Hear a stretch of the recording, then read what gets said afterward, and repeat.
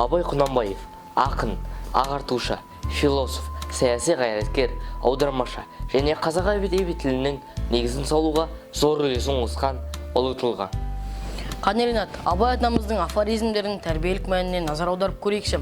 Абай атамыз өзінің 37-ші қара сөзінде осы нақыл сөздерді тізген болатын. Ал нақыл сөздердің барлығы дерлік олар адам бойындағы ең асыл қасиеттерді қалыптастыруда маңызды зор рөл ойнайды. Мысалға, сол нақыл сөзге мысал келтіре кетсем, адамның адамшылығы оның істі қалай бастағанынан білінеді, қалайша бітіргендігінен емес дейді Абай. Дұрыс айтасың, Аслан. Жалпы қара сөздерінде Абай атамыз қайратсыздық, заманның адамға әсері, достық, тіленшілік, білімге үйрету сынды тақырыптарды қозғаған болатын. Адамды заман өсіреді. Егерде кімде-кім жаман болса, оның замандасының өзі виноват деген. Адамның заманға әсері, заманның адамға әсерін қозғай еткен. Ринат, мен сенің сөзіңе қосыламын. Сонымен қатар Абай атамыз бақпен асқан патшадан, мемен асқан қара артық, сақалын сатқан кәрден, еңбегін сатқан бала артық деп, ол Абай атамыз адал еңбекті және білімге құштарлықты насихаттайды.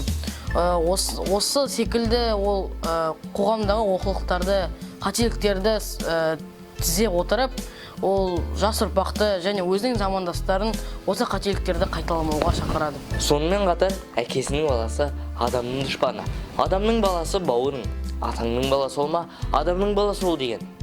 Аслан, осы нақыл сөздерді қандай мақал мәтелмен байланыстыра едік? Ол ойланарлық іс. Мысалға, өзің үшін еңбек етсең, өзі үшін оттаған хайуанның бірі боласың. Ал адамшылдықтың қаржы үшін еңбек етсең, онда Алланың сүйген құлдарының бірі боласың деген мақал бар. Және де мен бана айта кеткен мақал, адамның адамшылығы оның істі қалай бастағандығынан білінеді, қалайша бітіргендігінен емес дейді Абай. Дұрыс айтасың.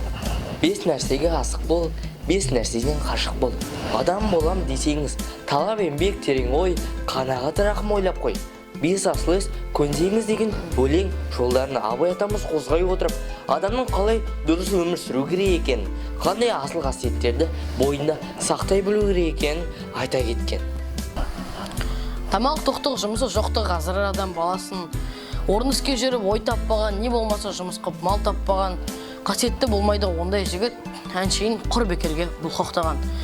Осы аталмыш өлең шумақтарын жазу арқылы Абай атамыз өзінің өмірінде жалпы қазақ халқында көріп жүрген кемшіл тұстарды керек десеңіз жіпке тізе отырып, бізді сол жаман кемшіл тұстардан аулақ болуға шақырып, осы тура жолға түсуден насихаттайды.